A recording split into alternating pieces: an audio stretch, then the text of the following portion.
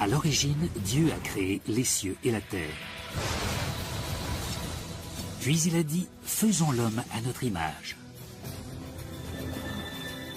La Bible le nomme Adam. Il serait notre père à tous. Aujourd'hui, la génétique évoque l'existence d'un Adam scientifique. Des indices microscopiques dans notre ADN relient chaque habitant de la planète de sexe masculin au même homme, un lointain ancêtre commun. Pour comprendre comment c'est possible, nous devons découvrir le paradis perdu de cet Adam scientifique. Pénétrer dans son monde et le regarder droit dans les yeux. Au carrefour improbable de la Bible et de la biologie, nous nous lançons sur la piste d'Adam.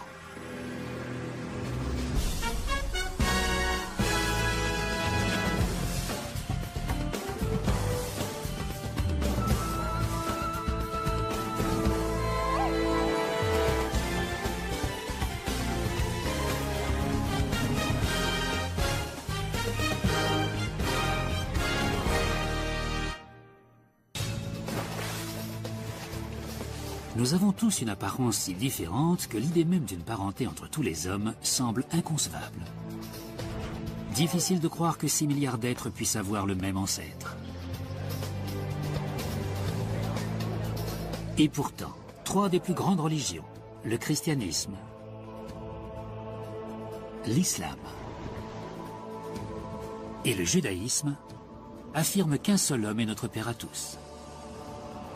Cela fait d'Adam un personnage central dans les croyances de plus de la moitié des habitants du monde. Désormais, la science nous offre la chance de trouver cet Adam génétique, un ancêtre unique dont l'ADN survit dans chaque homme peuplant la planète aujourd'hui. Des Inuits de l'Arctique aux Amérindiens de l'Amazonie, des nomades du désert aux hommes d'affaires de Wall Street. Spencer Wells, un généticien qui collabore avec le National Geographic, nous emmène dans une quête dont le but est d'identifier l'Adam génétique et de révéler en quoi il était si exceptionnel qu'il a pu engendrer tous les hommes de la planète.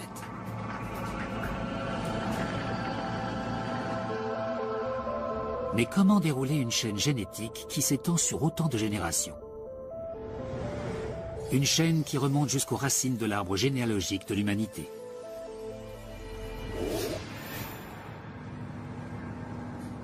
Pour cela, il me faut une machine à remonter le temps génétique. Les généticiens ont justement mis au point un tel outil, un moyen de suivre la piste de l'ADN dans le passé. La majorité de nos gènes est un mélange de tous nos ancêtres. C'est ce qui rend chacun d'entre nous unique. Mais il existe une portion de notre code génétique qui reste presque inchangée, le chromosome Y, cette partie de l'ADN que seuls les hommes possèdent. Il se transmet pratiquement tel quel de père en fils, comme un nom de famille. Le chromosome Y relie tous les hommes vivants aujourd'hui à ceux qui ont vécu dans le passé. Ce petit bout d'ADN nous permet de remonter dans le temps pour voyager dans l'histoire de l'humanité. De nos jours, on utilise l'ADN pour déterminer si un homme est bien le père biologique d'un enfant.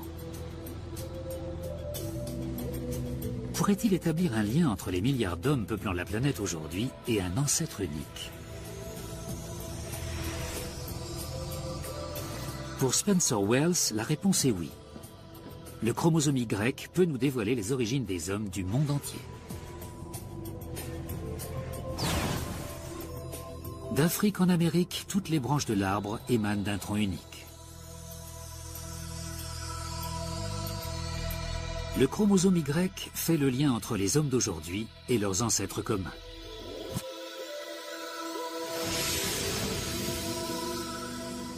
Il faut mettre en évidence ce qu'on pourrait appeler des super-ancêtres, des hommes qui ont laissé leur patrimoine génétique à un grand nombre de descendants mâles.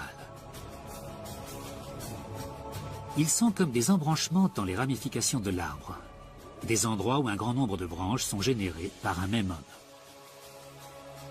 Les généticiens peuvent remonter encore plus loin dans l'arbre, jusqu'au super-ancêtre ultime, l'Adam scientifique.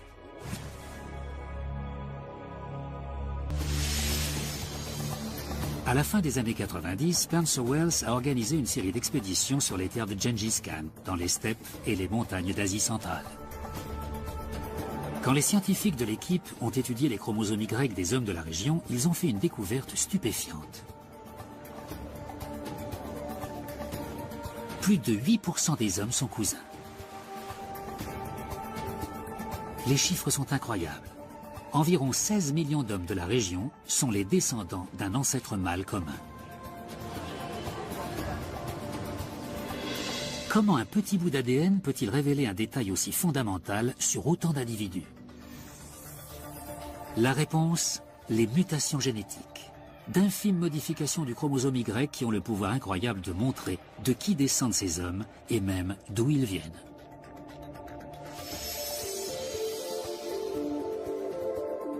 La plupart du temps, le chromosome Y est transmis intact de père en fils, comme un nom de famille.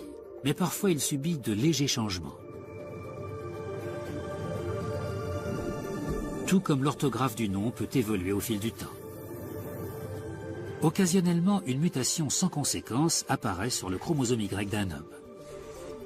Tous ses fils héritent de cette particularité, puis tous leurs fils, et ainsi de suite. Tous ses descendants seront donc marqués par ce détail génétique. Voilà comment Spencer Wells a constaté que 16 millions de gens étaient cousins. Leur chromosome Y présentait les mêmes mutations. Cela signifie qu'ils sont les descendants d'un seul homme, un super ancêtre d'Asie centrale. Mais qui était-il? Spencer Wells et d'autres détectives généticiens ont assemblé les pièces du puzzle. Les mutations sont concentrées en Mongolie et remontent à près de 1000 ans.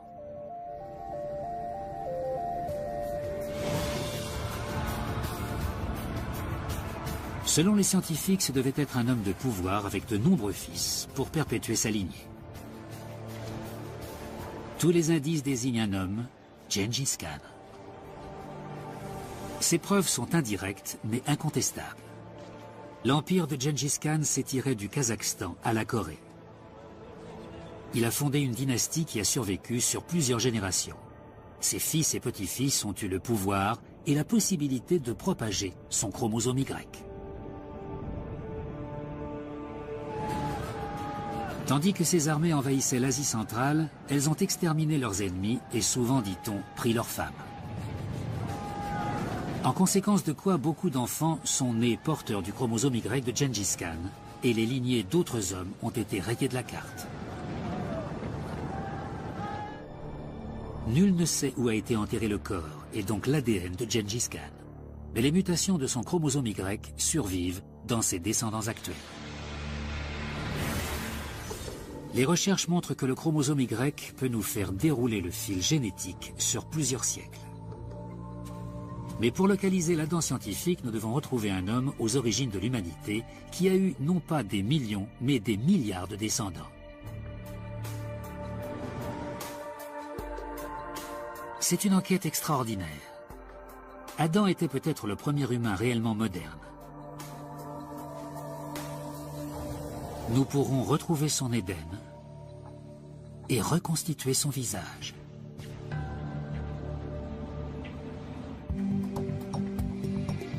C'est une quête scientifique et pourtant l'idée qui la sous-tend a été développée dans un document religieux, la Bible.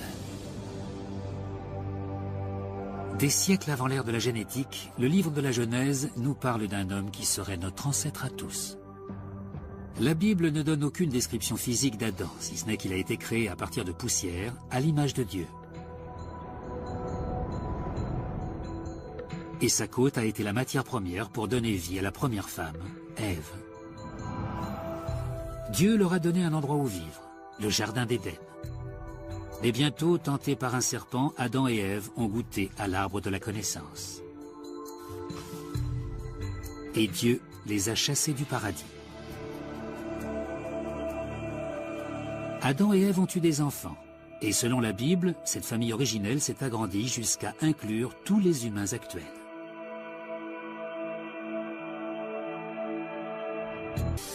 La Bible nous a donné l'idée d'Adam. Mais pour trouver son incarnation scientifique, il faut faire appel à la génétique moderne. Si nous y parvenons, nous pourrons établir un lien entre tous les hommes actuels et un Adam génétique. Et peut-être même trouver son jardin d'Éden. Spencer Wells a prouvé que l'ADN pouvait nous faire explorer l'arbre généalogique de l'humanité. Avec une équipe internationale de scientifiques, il a montré comment un seul homme, Gengis Khan, avait pu engendrer des millions de descendants. Même si nous ne sommes encore que dans les plus hautes branches de l'arbre, Spencer Wells est persuadé que le chromosome Y peut nous conduire jusqu'au tronc, jusqu'à Adam. Et cela nous permettra de savoir d'où il venait, de localiser son paradis. Mais déterminer l'origine géographique des ancêtres d'un être humain n'est pas une mince affaire. À cause des migrations humaines, les chromosomes Y peuvent se retrouver à des milliers de kilomètres de leur lieu d'origine. Pour s'en convaincre, il suffit d'observer n'importe quelle grande ville. Dans une rue new-yorkaise, les chromosomes Y de dizaines de pays peuvent se croiser. Cela rend notre travail de généticien des populations très difficile, car les pistes sont brouillées. Aujourd'hui encore, la planète entière est un melting pot. Comme les humains se déplacent à la surface du globe, ils se retrouvent souvent à vivre bien loin du lieu d'apparition de leur lignée. Au sommet, les branches de notre arbre généalogique ont tendance à s'emmêler. Il devient de plus en plus difficile de retracer une ascendance familiale. Il n'existe qu'un seul moyen pour y voir clair, analyser les chromosomes Y de gens qui vivent toujours sur la Terre de leurs ancêtres. Pour obtenir une représentation fiable de notre arbre généalogique, Spencer Wells dirige un projet de recherche en coopération avec la National Geographic Society et IBM, baptisé Genographic Project. C'est une entreprise herculéenne qui durera des années. Mais au final, Spencer Wells pourra dire d'où vient chaque habitant de la planète.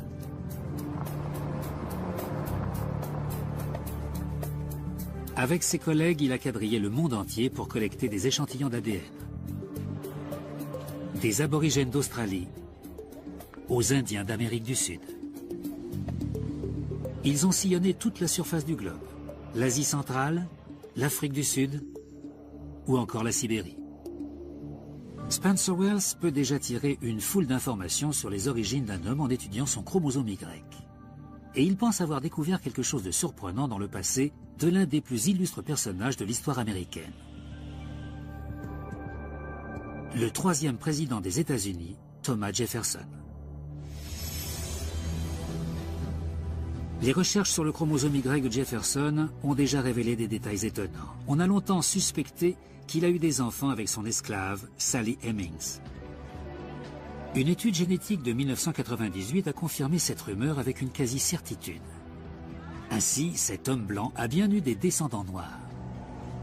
Mais aujourd'hui, Spencer Wells pense avoir fait une découverte dont personne ne se doutait. Non pas sur les descendants de Jefferson, mais sur ses ancêtres, ce qui pourrait bien nous rapprocher un peu plus d'Adam.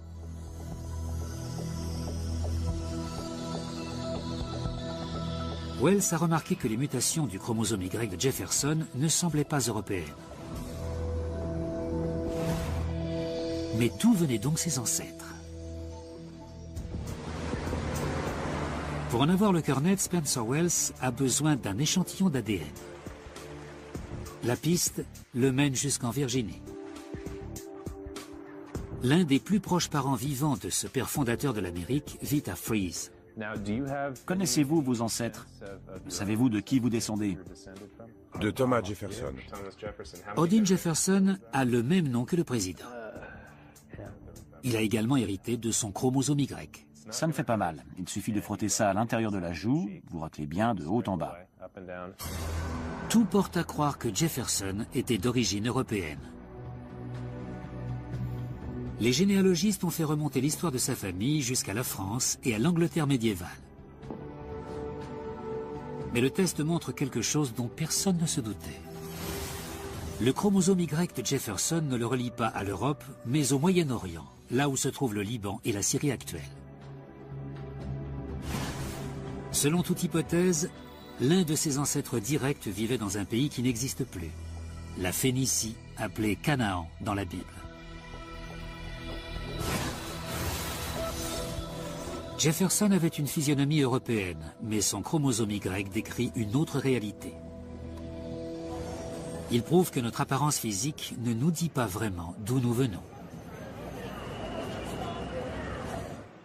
Et il soulève la question de l'image traditionnelle d'Adam. Pendant des siècles, les peintres l'ont représenté sous les traits d'un Européen. Pour beaucoup d'entre nous, voilà le visage d'Adam tel qu'il apparaît sur le plafond de la chapelle Sixtine, imaginé par Michel-Ange. Il ressemble à un bel Italien aux muscles saillants. Mais est-ce un portrait fidèle de l'ancêtre commun à tous les hommes? L'histoire de Jefferson laisse penser qu'il était sans doute très différent. Mais l'ancien président peut nous conduire encore plus loin dans le passé, bien avant son ancêtre phénicien. Car il présentait une mutation spécifique qu'il partage avec des hommes issus de pays très différents. Avec les mêmes techniques que celles utilisées pour Gengis Khan, Spencer Wells peut établir un lien entre cette mutation et un ancêtre commun essentiel. Baptisé M9, il vivait il y a environ 40 000 ans. Selon Spencer Wells, cet homme pourrait être l'ancêtre de la moitié des hommes de la planète. Adam se rapproche. Mais Wells est conscient que certains hommes n'ont pas la mutation de M9. Pour identifier l'ancêtre commun de tous les hommes, il doit remonter encore plus loin. Quelle sera sa prochaine étape? Certains indices scientifiques ne viennent pas de la génétique. Ce sont des restes tangibles de nos ancêtres, leurs ossements. Avant la découverte de cet outil extraordinaire qu'est l'ADN, nous retracions l'histoire de l'humanité presque entièrement grâce aux fossiles.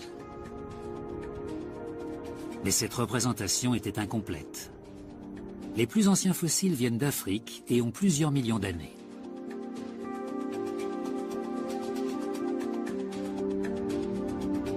Mais des vestiges humains antiques ont été retrouvés dans d'autres sites, bien plus loin.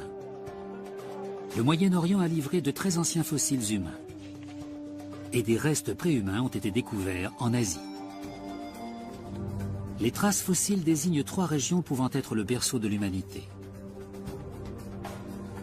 L'Asie, le Moyen-Orient et l'Afrique. L'ADN peut-il nous dire laquelle a donné naissance à l'Adam scientifique?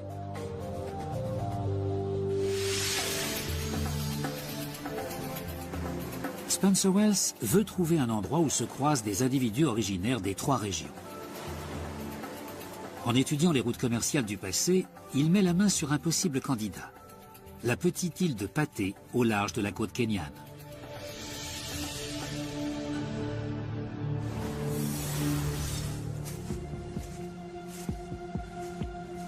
C'est un endroit envoûtant où certains détails détonnent sur la terre africaine. D'étranges ruines. C'est la mosquée principale. Elle était peinte en noir. On le voit encore. Des monuments qui pourraient être musulmans. Des sépultures qui semblent presque chinoises. Même les visages des habitants évoquent un étrange métissage. Certains ont la peau claire des Européens, d'autres pourraient être arabes, et quelques-uns ont les yeux presque bridés. Durant des siècles, des marchands du monde entier ont fait escale ici. Ils venaient d'Europe, du Moyen-Orient, ou peut-être même de Chine.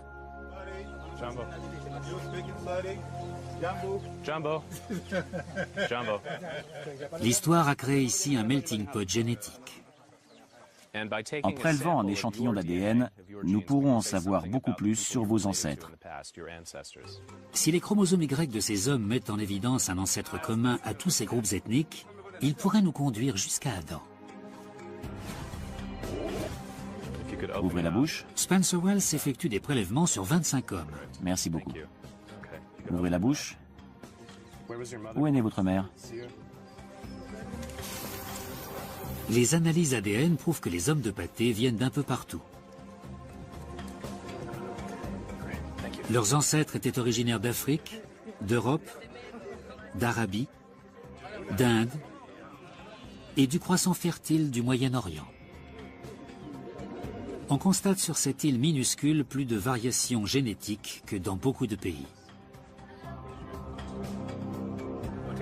Et les échantillons font apparaître quelque chose de capital, un nouveau super-ancêtre.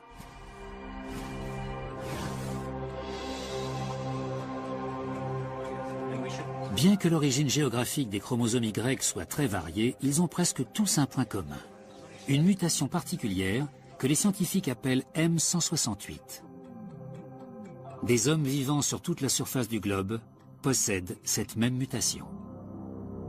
Gengis Khan et les Mongols de San Francisco l'ont, de même que Thomas Jefferson et Spencer Wells lui-même. Près de 3 milliards d'hommes présentent cette mutation, ce qui signifie qu'ils descendent tous du même homme. C'est un concept renversant. Gengis Khan a peut-être eu des millions de descendants, mais l'homme chez qui est apparue en premier cette mutation génétique en a eu des milliards. Nous approchons du pied de l'arbre. Cet homme M168 pourrait-il être Adam?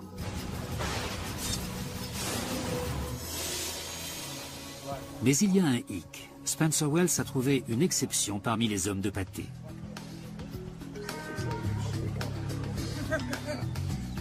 Son chromosome Y n'a pas cette mutation essentielle. C'est un détail qui change tout. Et il n'est pas le seul. D'autres ne sont pas les descendants de M168. Il ne peut donc pas être Adam. M168 se situe très bas dans l'arbre généalogique, mais il n'est pas au pied. Et le chromosome Y de l'homme différent des autres nous apporte la dernière pièce du puzzle. La lignée de cet homme est née en Afrique de l'Est ou du Sud. En comparant son chromosome Y à celui de milliers d'hommes du monde entier, on aboutit à une conclusion décisive. Ces mutations originaires d'Afrique apparaissent sur tous les chromosomes Y de tous les hommes vivant actuellement sur la planète. Ce sont les mutations universelles que nous cherchions. Nous avons suivi la piste génétique jusqu'au tronc de l'arbre. Toutes les branches conduisent à un seul homme, un seul chromosome Y.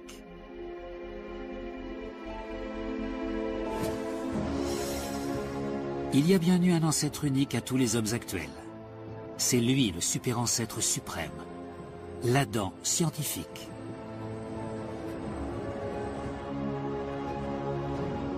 L'un de ses descendants était M168.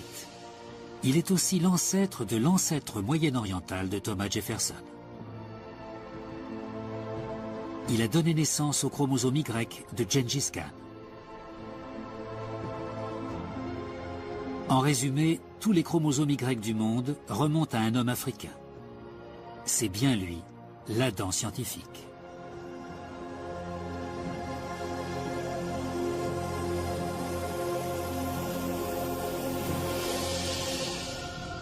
Au vu de la répartition géographique des chromosomes Y africains, Spencer Wells pense qu'il est né quelque part dans la région de la vallée du Rift, en Afrique de l'Est, peut-être en Tanzanie ou en Éthiopie. Selon lui, voici le pays natal de l'Adam scientifique, son jardin d'Éden.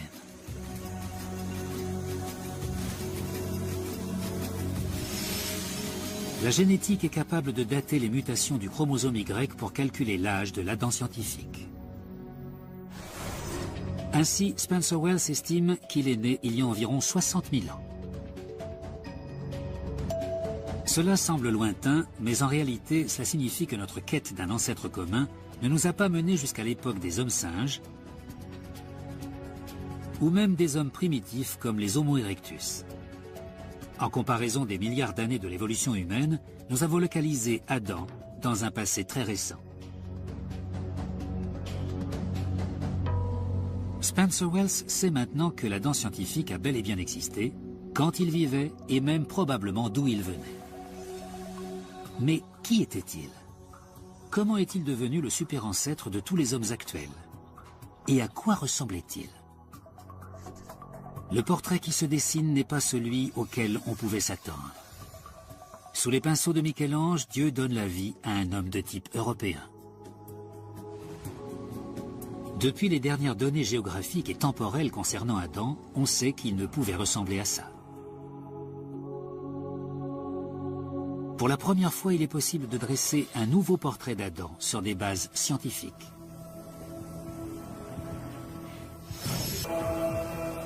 Un homme sait comment imaginer le visage d'Adam même en l'absence de son crâne. Pour décrire son métier, Frank Bender dit qu'il recompose les décomposés. C'est un sculpteur travaillant pour la police scientifique, un artiste capable de redonner vie aux morts. Il collabore régulièrement avec des enquêteurs du monde entier pour mettre un visage sur les cadavres, même quand il ne reste pas grand-chose du crâne. La moitié du crâne avait été brûlée. Je n'avais donc que l'autre pour travailler. J'ai fait une reconstruction et elle a été identifiée grâce à mon travail. Maintenant, Frank Bender va mettre son talent au service d'Adam. Nous n'avons pas le crâne d'Adam, mais Frank Bender va baser sa reconstruction faciale sur ce qui s'en rapproche le plus. Il se rend donc au Muséum américain d'histoire naturelle à New York. Gary Sawyer est expert dans la reconstruction des visages préhistoriques. Selon lui, ce crâne, retrouvé sur le site de Kafzeh, en Palestine, est une bonne base pour Adam. Il possède à la fois des traits modernes et des caractéristiques plus archaïques, avec un front bas et des arcades sourcilières proéminentes. Le crâne de Kafzeh a environ 100 000 ans. Celui d'Adam serait donc bien plus moderne.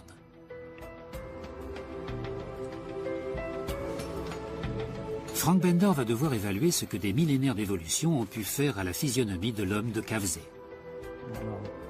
Il utilise d'abord son expérience en médecine légale pour imaginer à quoi il ressemblait.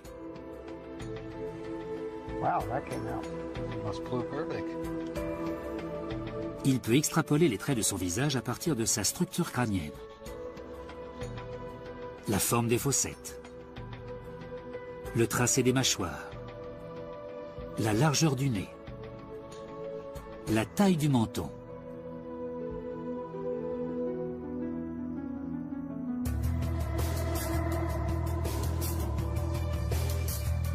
L'homme de Kafzeh a donc 100 000 ans. Pour reconstruire le visage d'Adam, Frank Bender doit donc actualiser son portrait de 40 000 ans. Au fil de l'évolution, la forme du crâne humain a été modifiée. Diminution de l'arcade sourcilière, position plus verticale du front et avancée du menton. Adam devrait être à mi-chemin entre cet homme d'autrefois et les humains d'aujourd'hui. Frank Bender doit donc trouver cette étape intermédiaire et pour cela, il lui faut un visage moderne à comparer au crâne ancien. Et pas n'importe quel visage. Il veut quelqu'un dont l'ascendance remonte presque directement à Adam. Spencer Wells sait où chercher. En Afrique de l'Est vit l'ethnie peu connue des Hadzabe. L'ADN de ces hommes est un lien quasi direct jusqu'à Adam. Ils sont comme une fenêtre sur son monde. Et un indice sur l'allure qu'il devait avoir.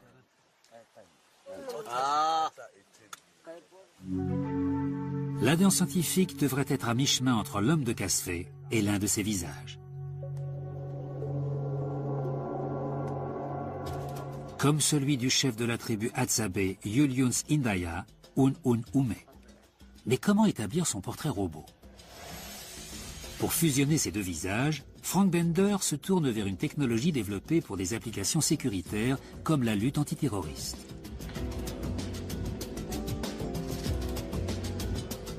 Les logiciels de reconnaissance faciale mesurent les caractéristiques qui rendent un visage unique. Des variables comme la distance entre les yeux ou la largeur du nez.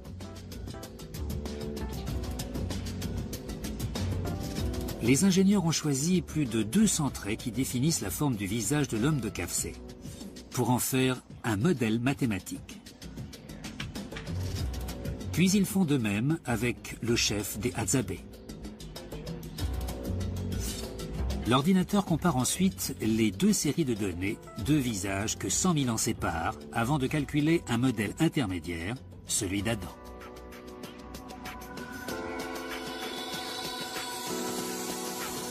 Une imprimante convertit le modèle informatique en un crâne en 3 dimensions. Au fur et à mesure que sortent les feuilles, une tête reconstituée émerge. Frank Bender s'en servira de point de départ pour donner enfin un visage à Adam. Mais les Hadzabe peuvent nous apporter bien plus qu'une idée de l'allure de l'Adam scientifique. Ils sont une porte ouverte sur sa vie et peuvent nous révéler en quoi Adam et ses descendants étaient si exceptionnels qu'ils ont pu engendrer tous les hommes de la Terre.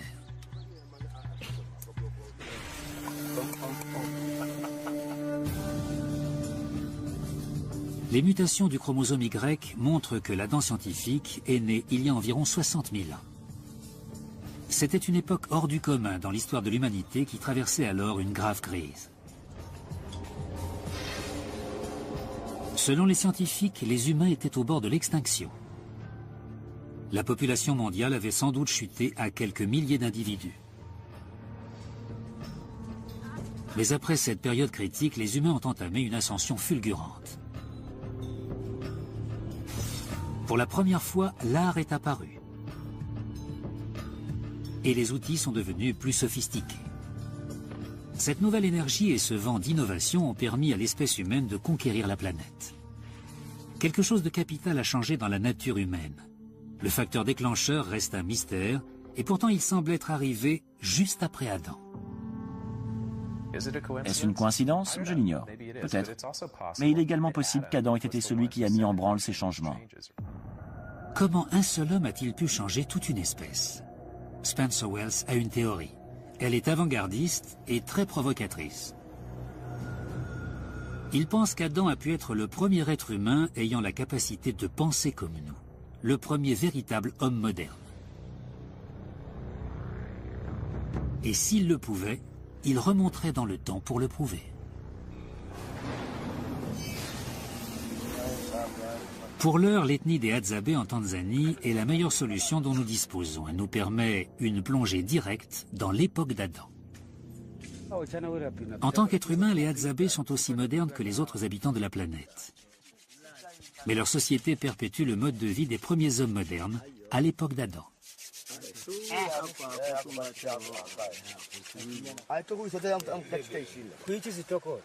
Les Hadzabe sont des chasseurs-cueilleurs.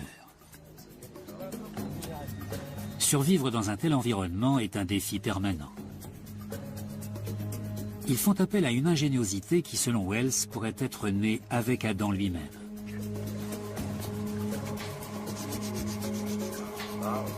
Ces Hadzabe ressemblent sans doute à Adam et son clan se préparant pour la chasse. Ils ont trouvé le moyen de transformer les arbres locaux en armes redoutables. Leurs arcs sont solides mais souples. Leurs flèches sont redressées sur les braises. Ces techniques semblent rudimentaires, mais au moment de leur invention, elles étaient révolutionnaires, car ces armes pouvaient tuer à distance et avec précision. L'arc et les flèches ont été une innovation essentielle. D'autres modifications ont rendu les premières armes encore plus meurtrières. Et ça, c'est pour le poison. C'est une belle arme. Un autre progrès décisif. Les Hadzabe partent pour la chasse, tout comme Adam et ses fils l'ont peut-être fait autrefois pour se mesurer au gibier avec leurs armes et leur intelligence.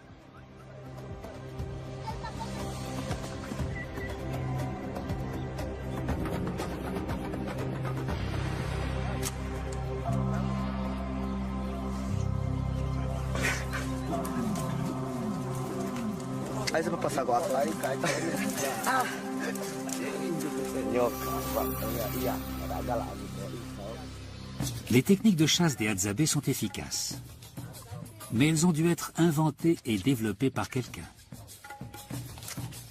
Quelqu'un qui a eu l'idée d'aller au-delà des savoir-faire utilisés par sa tribu jusque-là. Spencer Wells pense qu'Adam lui-même a été le premier à faire preuve d'une telle intelligence. La culture de l'innovation est l'une des clés de la réussite de l'espèce humaine. Mais une autre compétence a donné un coup de pouce à ce génie, le langage. Selon Spencer Wells, Adam pourrait avoir eu une capacité inédite à utiliser un langage complexe. Et justement, les Hadzabe peuvent nous faire découvrir comment parlait Adam.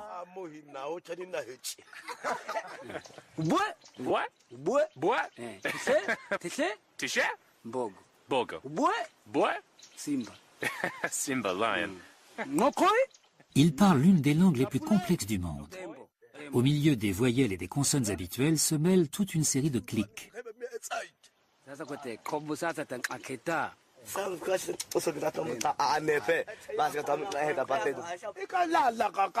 Leur langue est bien plus élaborée que la plupart des langues modernes, ce qui laisse penser qu'elle existe depuis plus longtemps. À titre de comparaison, l'anglais possède une trentaine de sons différents, tandis que les langues à clics en comptent plus d'une centaine. Les scientifiques pensent qu'à l'époque où les humains ont commencé à parler, ils utilisaient des clics comme cela. Peut-être Adam parlait-il comme ces hommes. Comme l'arc et les flèches, ces sons ont beau être simples, ils pourraient être ce qui a donné à Adam son intelligence révolutionnaire. Les Hadzabe nous ont permis d'explorer le monde d'Adam. Maintenant, Frank Bender peut nous montrer à quoi il ressemblait. Son ambition ne se résumait pas à sculpter Adam, il voulait aussi révéler sa personnalité. J'essaye de rentrer dans sa tête comme je le fais avec un fugitif.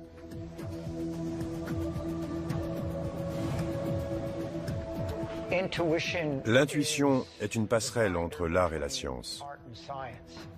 C'est le ciment qui fait tout tenir, ce qui donne cette vie, cette étincelle.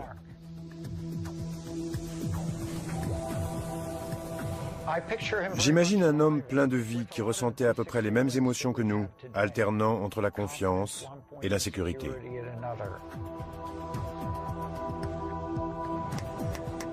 Enfin, Spencer Wells se trouve face à face avec celui qu'il traque depuis des mois. Un nouveau portrait de l'ancêtre commun à tous les hommes actuels.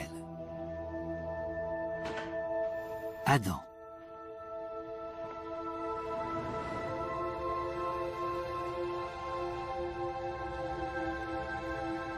En l'absence de crâne, on ne peut savoir avec certitude quelle allure il avait.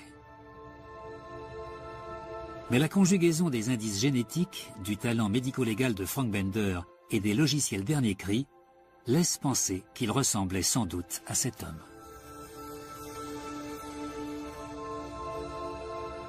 2 millénaires après la Bible et des siècles après Michel-Ange, Adam a un nouveau visage. J'aime son expression. Il a un regard volontaire. C'est un homme ambitieux. Peut-être qu'il veut conquérir le monde. On peut deviner pourquoi les autres lignées ont disparu et pourquoi lui est devenu notre ancêtre.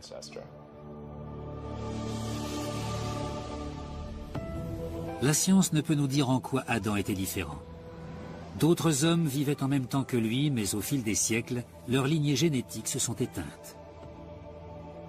Peut-être certains n'ont-ils eu aucun descendant ou que des filles. Quoi qu'il en soit, leurs chromosomes Y ont disparu à jamais. Seule la lignée d'Adam a survécu.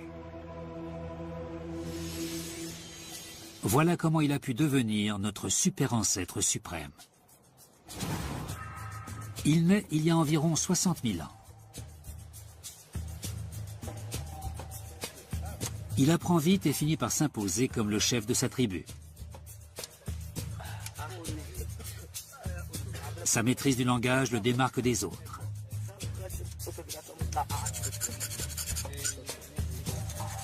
Il invente peut-être des armes plus puissantes ou prend le commandement des parties de chasse en mettant au point de nouvelles stratégies. Mieux que les autres hommes, il sait protéger sa famille et sa tribu, ce qui le rend très populaire auprès des femmes. Il a plus de descendants que les autres. Ses fils héritent non seulement de son intelligence, mais aussi bien sûr de son chromosome Y. Comme avec Gengis Khan et ses fils, les chromosomes Y d'Adam commencent à se propager à travers la population et son intelligence donne à ses descendants la capacité de quitter l'Afrique pour peupler le reste de la planète. Il y a environ 50 000 ans, nous avons commencé à nous disséminer au-delà de l'Afrique. Certaines populations sont parties à cette époque et très vite, elles ont atteint des régions aussi éloignées que l'Australie. Il n'a suffi que quelques milliers d'années. Et 1 ou 2 millénaires, ce n'est rien. Et Spencer Wells peut faire remonter ce moment clé à un Adam scientifique. Ce n'est pas l'homme créé par Dieu dans la Genèse. Mais aujourd'hui, des siècles après la Bible, la science a confirmé l'authenticité de l'idée de base de la Bible. Il y a bien eu un homme dont l'ADN survit dans chaque homme vivant sur la Terre aujourd'hui.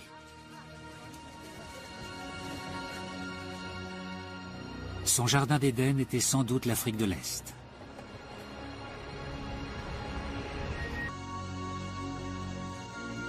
L'Adam scientifique unit tous les hommes actuels. De Bono à Nelson Mandela. De Tiger Woods à David Beckham. d'Oussama Ben Laden au Dalai Lama. Dans les faits, nous sommes tous les membres d'une même famille élargie. Nous sommes tous cousins. Et selon certains, c'est justement le message de la Genèse. Adam représente chacun d'entre nous et c'est en cela qu'il est important. Non pas Adam en tant qu'individu, mais parce qu'Adam est chaque individu. Nous sommes tous Adam. En identifiant l'Adam scientifique, le chromosome Y n'a pas seulement uni tous les hommes. Il a aussi trouvé un terrain d'entente entre les mondes de la science et de la foi.